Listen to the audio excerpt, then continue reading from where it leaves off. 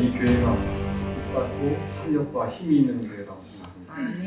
아까 제가 보여드렸던 뇌사진에 후두엽 말씀드렸잖아요.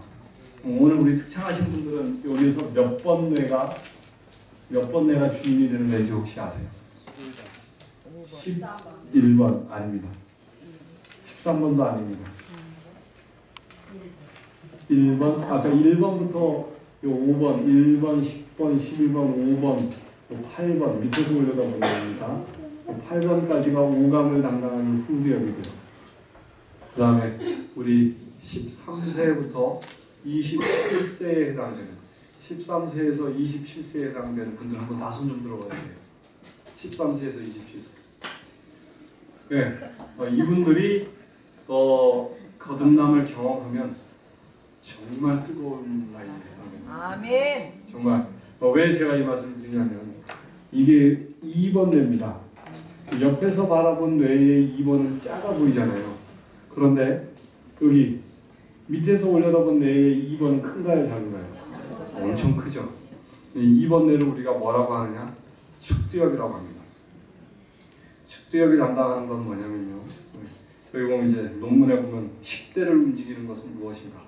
이건 오후에 제가 과학 시간에 말씀드릴 건데 도파민이라는 물질입니다. 하나님은 지극히 이타적인 분이어서 나보다 다른 존재의 유익을 구할 때 도파민이 분비되는 그런 분이십니다. 하나님과 성령님과 예수 그리스도와 그 다음에 천사들까지도 우리 정로에게 보면 이렇게 나와 있잖아요. 하늘에 있는 모든 존재는 그 하나님의 사랑 그것이 움직이는 동기가 된다. 그리고 누구를 위하는 것을 더 좋아해요? 나보다는 남을 높이고 남의 유익을 구할 때 도파민이 분비되는 존재예요. 사단은 그걸 뭐로 바꿔놓은 거죠? 나의 이익을 구할 때 도파민이 분비되게 합니다. 도파민이라는 건 어린 나이든 어른이든 심지어 돌아가시기 전에 분이든 뇌에서 도파민이 분비되는 행동을 계속 추구하게 하는 것입니다. 그것이 우리 삶을 살아가게 하는 원동력이고 여기 보면 10대 뇌의 비밀 늘 해서 10대를 움직이는 것은 무엇인가? 결국은 세 글자예요. 도파민. 그런데 0에서 12세 때 어디 속에서? 자연 속에서 도파민이 분비되게 훈련이 된 사람은 다윗처럼 될 뿐만 아니라 이 측두엽 나이, 우리 측두엽에 대한 것을 한번 볼까요? 한번 측두엽 한번 읽어보겠습니다. 시작. 단기기억, 평정심, 감정 반응. 청소년기는 이내가 대장이고 도파민 분비 습관이 형성된다. 학생들이 잘 외우는 이유는 이 측두엽이 중심이 되기 때문에 잘 외우는 거예요. 그리고 어른들의 이야기보다는 자기의 감정이 잘 통하는 또래들을 좋아하는 나이는 감정 중심이기 때문에 그렇습니다. 그래서 아마 청소년들은 제가 아침에 했던 오전에 했던 설교와 어제 저녁에 했던 설교는 잘 안 와닿을 거예요. 잘 안 와닿을 수도 있어요. 그러나 청소년들만 있다면 또 제가 하나님께서 은혜를 주셔서 그런 감정 중심의 설교를 하게 해주시기를 간절히 소망합니다. 근데 제가 아마 오늘 타켓을 주로 마쳤던 분들은 가장 연세가 많으신 분들일 거예요. 왜냐하면 어떻게 보면 시냅스가 가장 오래 굳어지신 분들이기 때문에 연세 드시고 우리 교단의 신앙을 오래 해오신 분들을 주로 이렇게 대상으로 해서 아마 하나님이 설계하신 것 같습니다. 제가 왜 이렇게 표현을 하냐면 저는 설교단에 설 때 설교를 준비하지 않고서입니다. 뭐냐면 저는 매일매일 그냥 하나님께서 저에게 주시는 영적인 음식을 매일매일 먹고 그 음식 속에서 제가 은혜를 누리고 감사를 경험하고 그 삶만 매일 추구해 갑니다. 그리고 단에 서기 전에는 하나님께서 저를 온전히 비워주시고 하나님이 저 대신 말씀하셔서 저와 성도님들이 함께 은혜 받게 해달라고 그 기도만 합니다. 그래서 뇌에 가기를 가지만 같은 설교를 해본 적이 없는 것 같아요. 물론 그 골자는 비슷하지만 그때마다 하나님이 다르게 표현하게 하시고 다른 성경절이나 어떤 같은 성경절 늘 반복되는 건 기본 성경절은 똑같지만 매번 다른 설교를 하게 하시는데 제가 그 설교 속에서 제가 은혜 받는 이유는 제가 미처 잘 깨닫지 못했던 부분을 그때 깨닫게 하시더라고요. 왜냐하면 우리 성도님들과 함께 기도하면서 말씀이 오고 가기 때문에, 또 저는 교회 갈 때마다 어제 저녁에도 그랬지만 목사님께서 저를 위해 기도해 주실 때 정말 마음이 뜨거워지더라고요. 목사님들은 하나님의 종들 아닙니까? 그렇죠?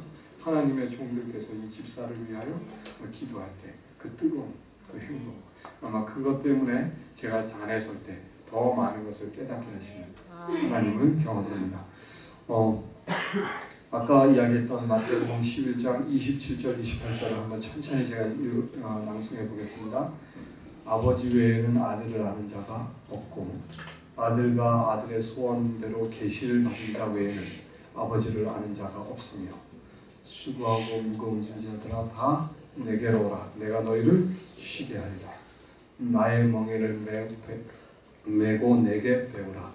이는 나의 멍에는 쉽고 나의 짐은 가벼우니라. 물론 그 사이에 나는 마음이 온유하고 겸손하니 라는 말씀이 있습니다. 결국 우리가 예수 그리스도의 사랑과 은혜를 느꼈을 때 꼭 해야 될 일이 뭐냐? 그걸 함께 나눌 성도가 되었어요. 아멘. 제가 하나님의 은혜로 정례기도를 아침에 읽었다고 치자고요. 그 읽은 말씀을 내가 감동을 받고 그걸로 끝나면 그 말씀이 절대 저녁까지 가지 못합니다. 그러나 말씀의 감동과 은혜와 눈물을 경험한 분이 계신다면 그걸 그냥 두시면 사해처럼 썩어요. 영적인 비만이 걸려서 썩어서 없어집니다.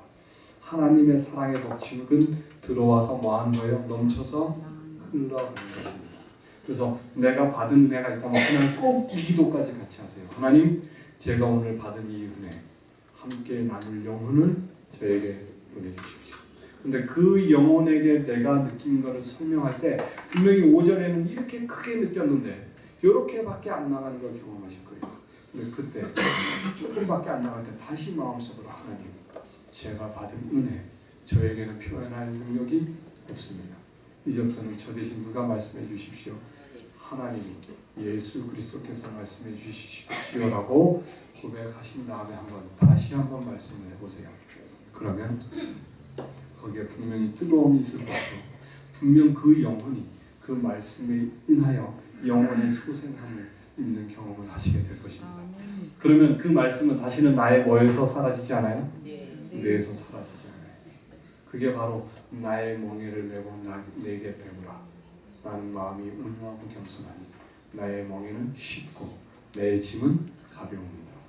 제가 이제까지 가장으로서 또 교사로서 한 죄인으로서 제가 그동안 짊어지고 있던 수많은 짐들을 예수 그리스도께 다 맡겼더니 예수님은 저에게 주시는 짐이 딱 하나예요. 뭐예요?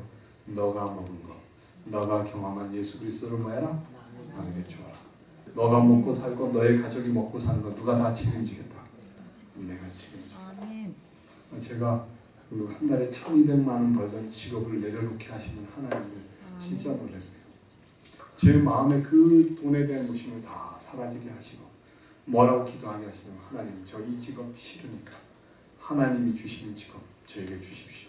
그리고 직업을 그냥 내려놓게 하시는 거예요. 그런 다음에 이틀 뒤에 전화를 살렘학교에서 받았습니다.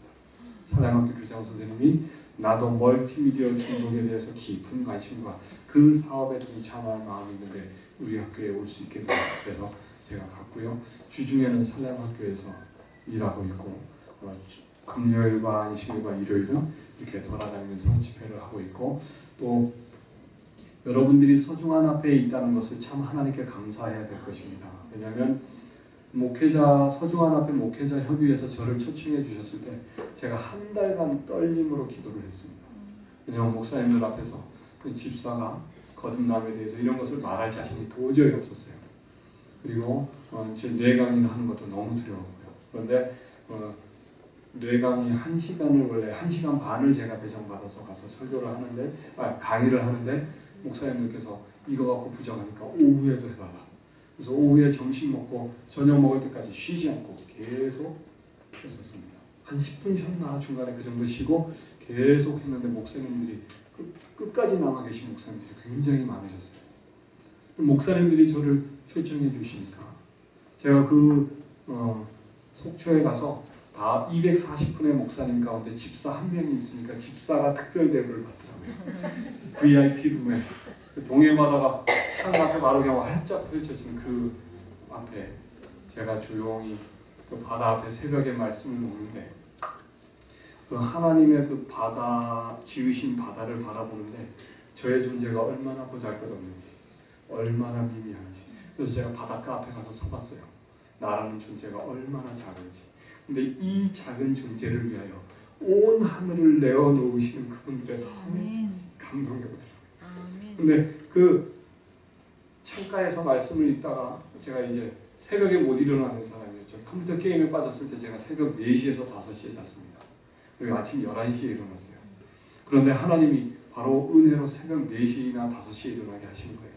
그날도 새벽 한 5시에 일어나서 말씀을 읽다가 한 7시쯤 해가 뜰 때까지 말씀 속에 푹 빠져있는데 해가 딱 떠오르는데 그 얼굴이 얼마나 따뜻한지 그 햇볕의 힘이 얼마나 강렬한지 근데 이 물질적인 태양이 이렇게 뜨겁고 따뜻할 쯤에 하나님의 영광의 그 따뜻함 하나님의 품성의 따뜻함은 얼마나 따뜻할까요? 그걸 우리가 하늘 나라가서 영원히 배울 거라면서요.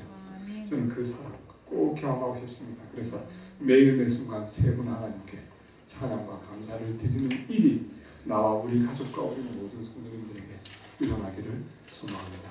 제가 그날 그 햇빛이 너무 좋아서 하나님께 하나님 저 오늘 하루 1시간 반 강의하면 오후에 떠나야 되는데 혹 하나님의 뜻이면 저 하룻밤 여기서 더 자게 해주세요. 이 침대도 넓고 방도 넓은데 혼자 썼어요. 그 넓은 방을. 너무 아쉽더라고요. 가족이 함께 있었으면 얼마나 좋았을까. 근데 하나님 저 쉼이 좀 필요한데 하나님의 뜻이면 하룻밤만 더 있게 해주세요.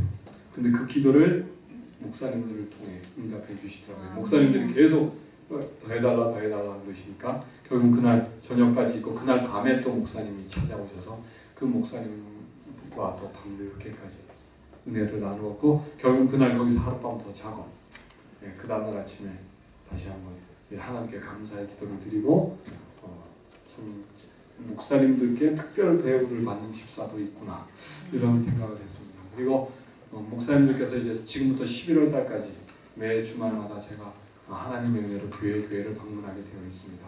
우리 성도님들 혹시 제가 이 집회를 끝나고 이제 돌아간다 할지라도 이 부족한 이 집사를 위해 계속 기도해 주시기 바랍니다.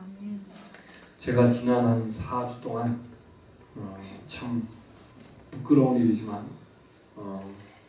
거듭난 사람으로서 참 깊은 고민에 빠졌었습니다. 제가 거듭난 것은 제가 제일 약한 부분에서 하나님이 거듭나게 해주셨잖아요. 근데 이번에 깨어지는 것은 뭐에서 깨어졌을 것 같으세요? 제가 제일 자신 있던 거.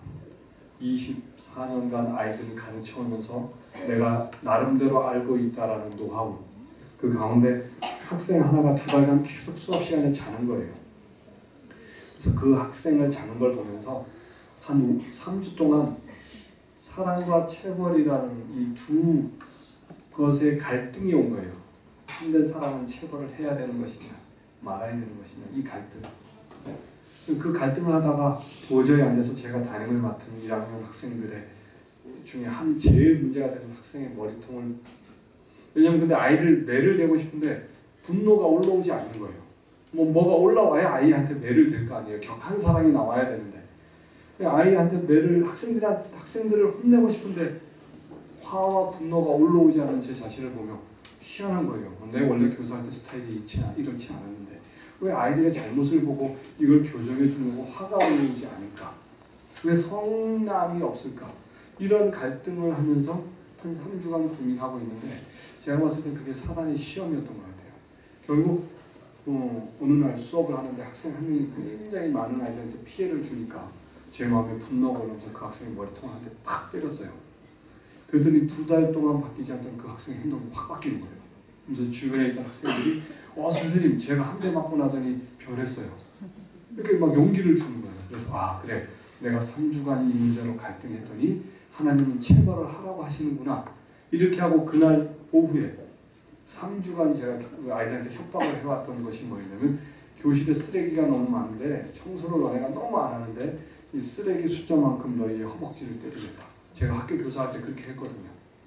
그래갖고 저희 반이 정말 깨끗했는데 어떤 데는 평균이 7점 정도 저희 반이 높았어요. 근데 그 비결이 뭔지 아세요? 쉬는 시간마다 교실에 들어가서 바닥에 떨어져 있는 숫자만큼 아이들의 허벅지를 단체로 때린 거예요. 더도 말고 2번만 때리면요 1년 내내 교실이 깨끗해요. 근데 선생님들이 저보고 그래요. 선생님이 담임하는 반에 가면 수업 분위기가 굉장히 차분하고 좋다고. 근데 저는 쉬는 시간마다 교실에 가 있어요. 쉬는 시간마다 교실에 가서 그 아이들이 쓰레기도 관리하지만 수업 시간 시작하기 전에 책을 먼저 꺼내놓게 했었어요. 그러면 한 과목당 선생님이 들어와서 열강을 하실 거 아니에요. 교실이 깨끗하고 아이들이 책을 다 갖고 있으니까 열강을 하세요. 그럼 한 과목당 0.5점만 평균이 높으면 전체 과목 합치면 몇 점이 높을까요? 많이 높겠죠.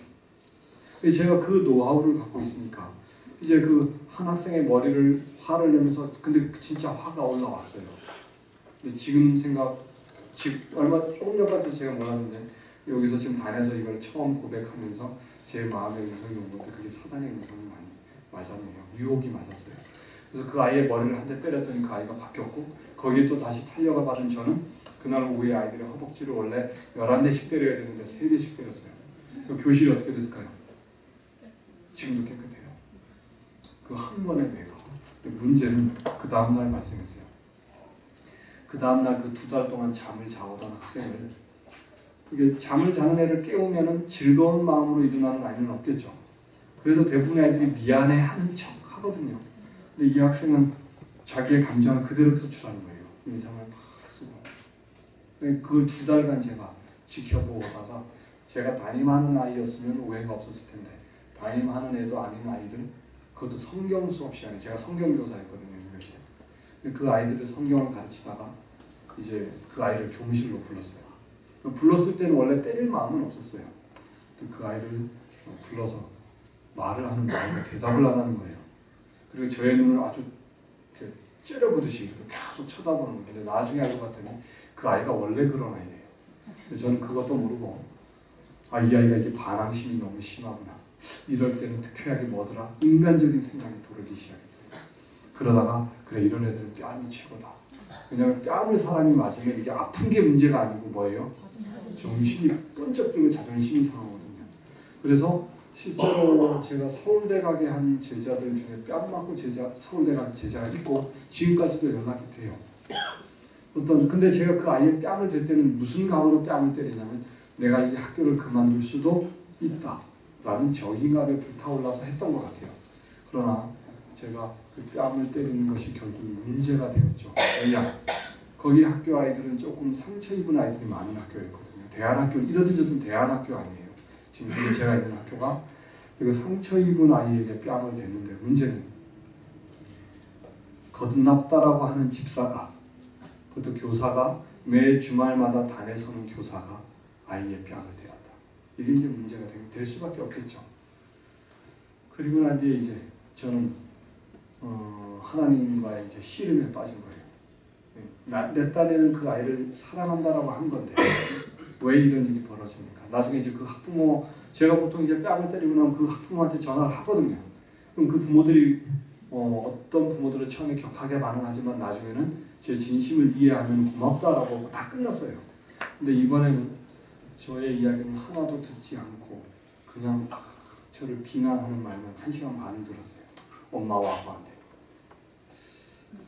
그래서 제가 하나님께 간절히 기도하는 가운데 하나님께서 제가 그동안 몰랐던 깨닫지 못했던 죄들을 깨닫게 하시더라고요.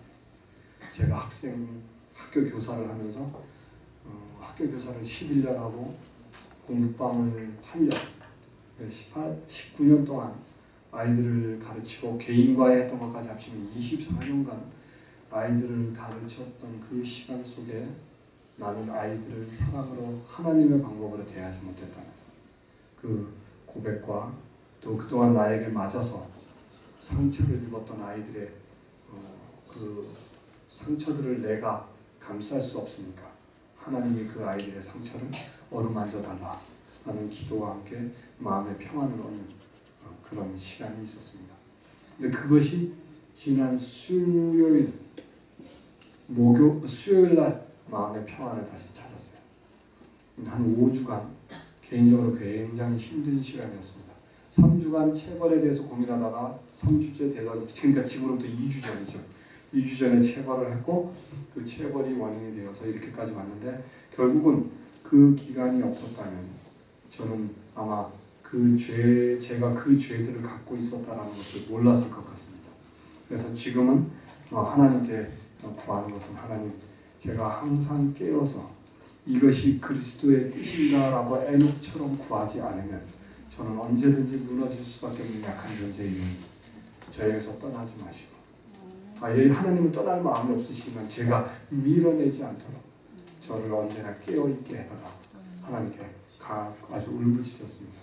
오늘 아침에도 이 교회 식당 전체 칸 저 혼자 있더라고요. 원 없이 울면서 하나님께 기도했는데 참 감사했습니다. 또 하나님께서 이렇게 부족한 저를, 정말 죄인 중에 괴수일 수밖에 없는 저를 이런 거룩한 일에 사용해 주시는 것에 감사를 드립니다. 그런데 제가 이 이야기를 왜 시작했는지 기억하시죠? 각자 꼭 새벽에 하나님께 일어나게 해달라고 기도를 하시고, 그리고 이 정로의 계단을 어떻게 하자고요? 각자 읽자고요. 근데 읽기 전에 꼭 먼저 뭐 하시자고요? 기도하시자고요. 누가 선생님이 되어달라고요?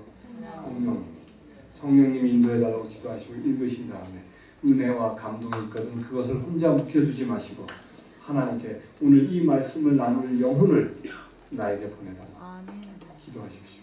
그것이 다른 것이 아니고 바로 영적 침입입니다. 그래서 함께 모여서 뭐 할 때요?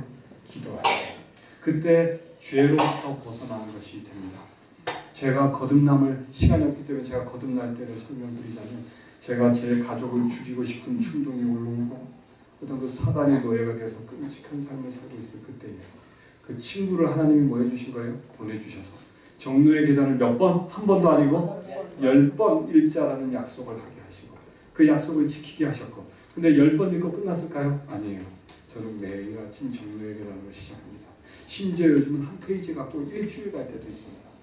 한 줄 때문에 하나님께 기도가 1시간, 2시간 됩니다. 한 줄 때문에. 그리고 처음에 3번째 읽을 때부터 어떤 일이 일어나냐면 이거 읽다가 어떤 성경 말씀이 떠오르면 그 성경 말씀을 복음 성경으로 읽어요. 그럼 그 복음 성경 옆에 주석이 있잖아요. 그럼 예언의 신의 말씀이 그 옆에 나왔으니까 읽어요.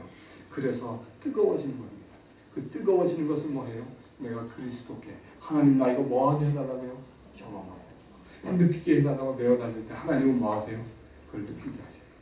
심지어 로마서의 그 믿음으로 말미암는 의를 깨달을 때는요, 하나님이 그날 제가 7명의 영혼을 만나게 하셨어요. 첫 번째 제 아내였어요. 제가 너무 깊이 하나님의 은혜, 사도 바울이 내가 한 가지 법을 깨달아 놓으니 마음으로는 하나님의 법을, 육신으로는 죄의 법을 숨기노라. 오라 나는 공고한 사람이다. 이 사망의 몸에서 누가 나를 건져내라. 여기서 저도 똑같은 탄식 속에 있었거든요. 근데 그 다음에 뭐라 그래요? 주 예수 그리스도로 말미암아 하나님 아버지께 감사하리로다. 내가 마음으로는 하나님의 법을, 육신으로는 죄의 법을 숨기노라. 저는 주 예수 그리스도로 말미암아 하나님 아버지께 감사하리로다 이 부분을 읽을 때 엄청 기대와 기쁨을 예상하면서 읽었어요. 왜요? 사도 바울이 오라 나는 공고한 사람이로다 라고 외치다가 갑자기 마음이 바뀌었거든요. 그래서 뭔가 새로운 기별이 나오겠다라고 딱 봤는데 참 슬프게도 그 오라 나는 공고한 사람이로다 라고 외치기 전에 나왔던 말씀이 다시 한번 반복되더라. 뭐라고요? 마음으로는 하나님의 법, 육신으로는 죄의 법을 섬기노라. 아니 상태는 똑같은데 사도 바울이 뭘 느꼈기에, 사도 바울이 과연 무엇을 느꼈기에 오라 나는 공고한 사람이로다 누가 나를 이 사망의 몸에서 건져내라라고 절규하다가 갑자기 돌변해요. 주 예수 그리스도로 인하여 하나님 아버지께 감사하리로다. 그런 다음에 갑자기 8장에 들어가면서 뭐라 그래요?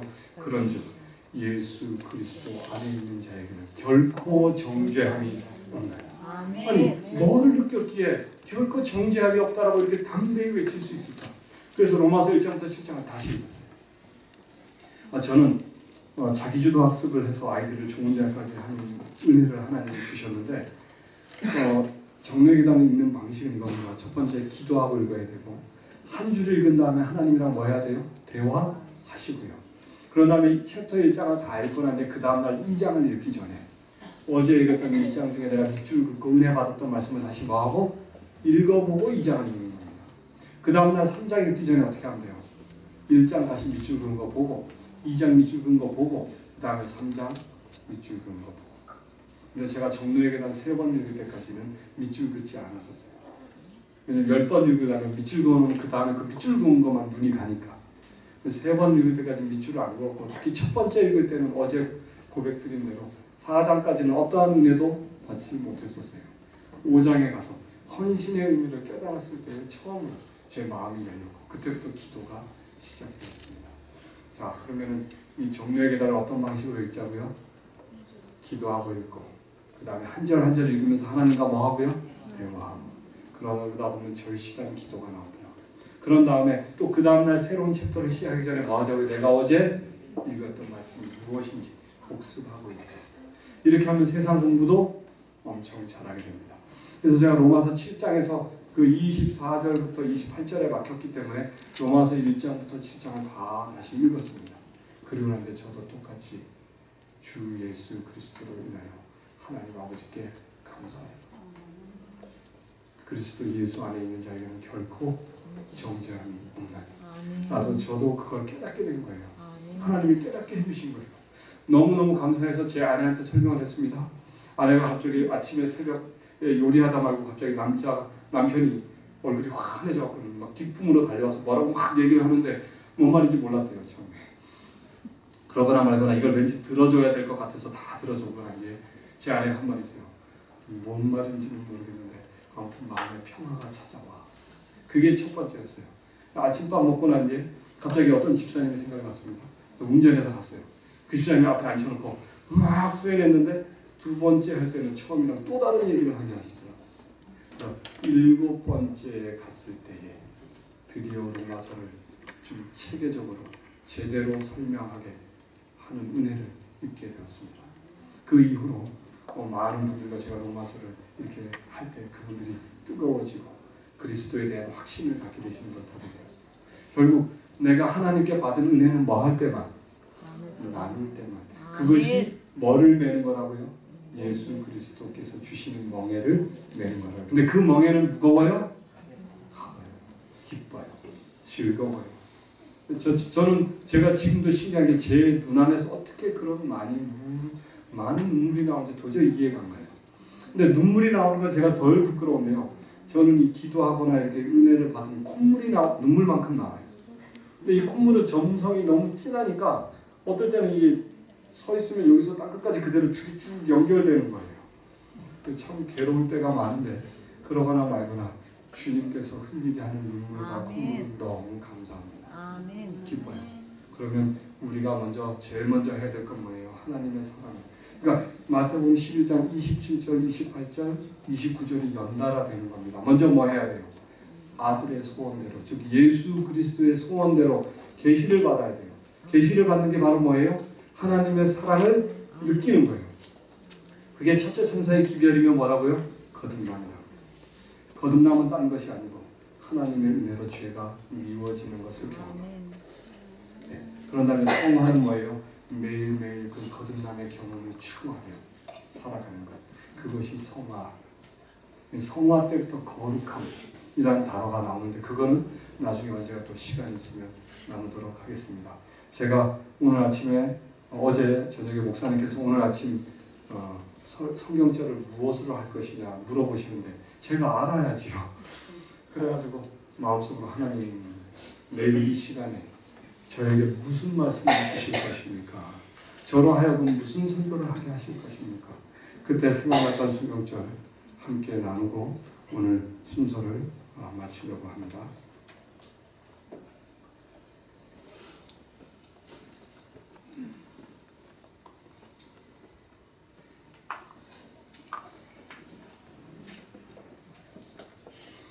한번 같이 천천히 꼭꼭 현미밥 씹듯이 한번 생각하면서 여기 24절부터 27절까지 한번 천천히 읽어보겠습니다. 정말 천천히 생각하시면서 우리 특별히 여기 앞에 계신 우리 젊은 청년들 굉장히 어렵고 난해한 얘기라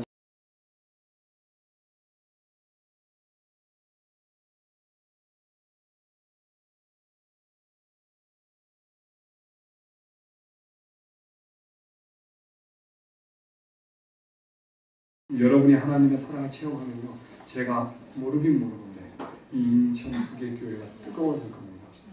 제 하나가 거듭났는데요, 저희 가족의 삶에 완전 변화가 일어났어요.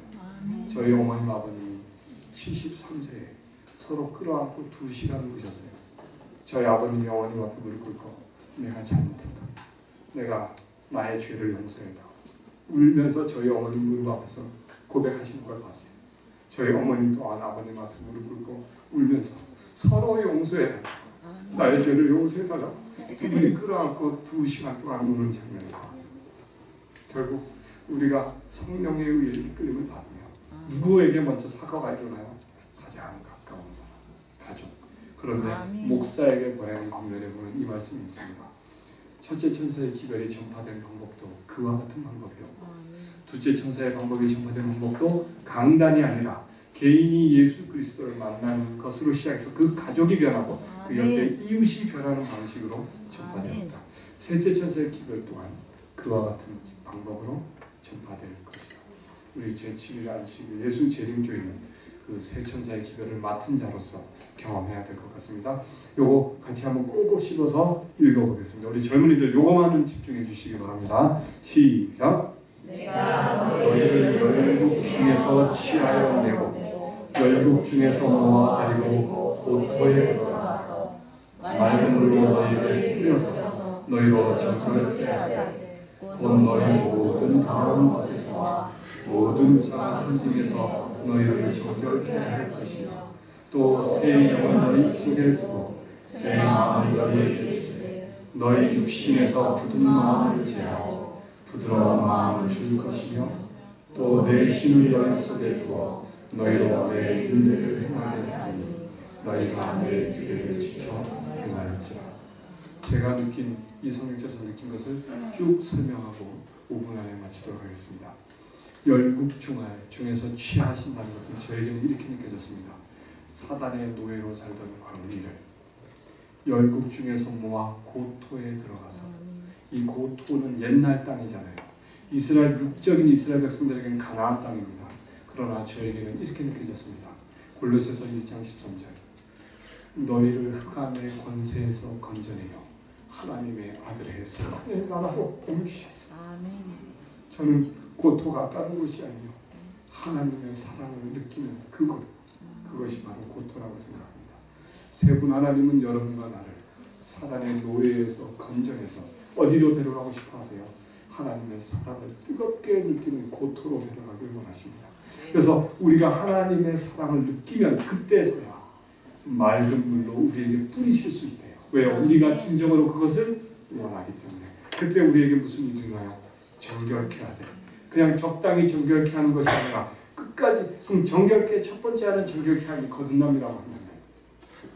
모든 더러운 것에서와 모든 우상을 섬기면서 너희를 뭐하게 할 것이다? 정결케 할 것이다. 사실 매운 음식 좋아하시는 분들 그거 하나님의 뜻 아닌 거 아시잖아요.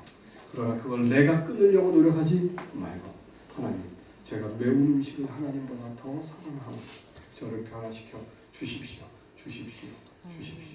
그래서 하나씩 우상으로부터 내가 뭐하는 걸 느끼는 거예요? 깨끗해짐을 느끼는 거예요. 죄로부터의 상처가 뭐하는 거예요? 나아가는 거예요. 그것이 바로 성화입니다.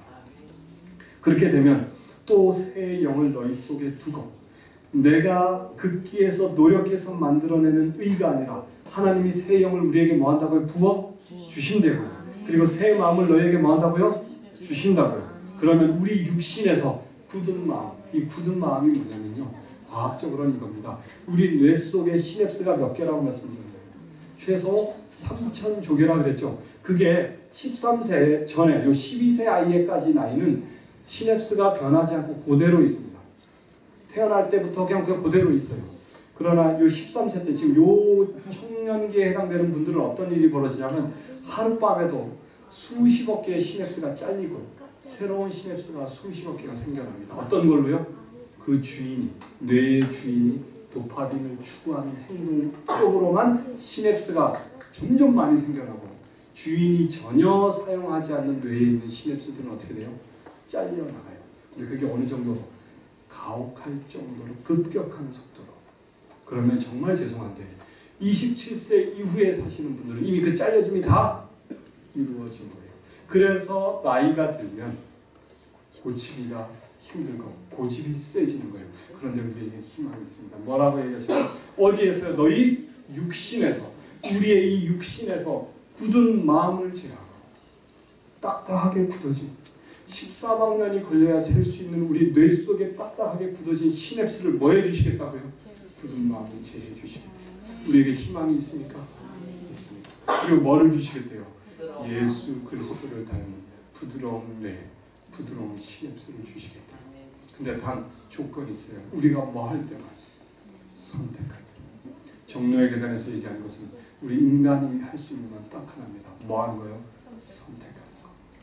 하나님, 내가 지금 현재 하나님보다 세상을 더 사랑하는 것을 고백합니다. 그러나 제가 이 순간 육신에 약하여 죄를 사랑하지만 하나님을 더 사랑하기로 선택하오니 저를 변화시켜 주시옵소서.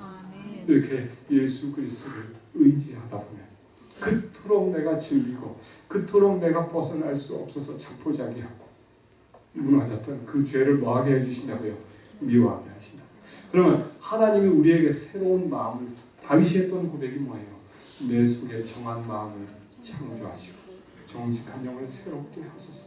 우리의 마음이 새로 창조하고 입을 때에 그때에 바로 27절 내 신을 너희 속에 두어 너희로 내 율례를 행하게 하리.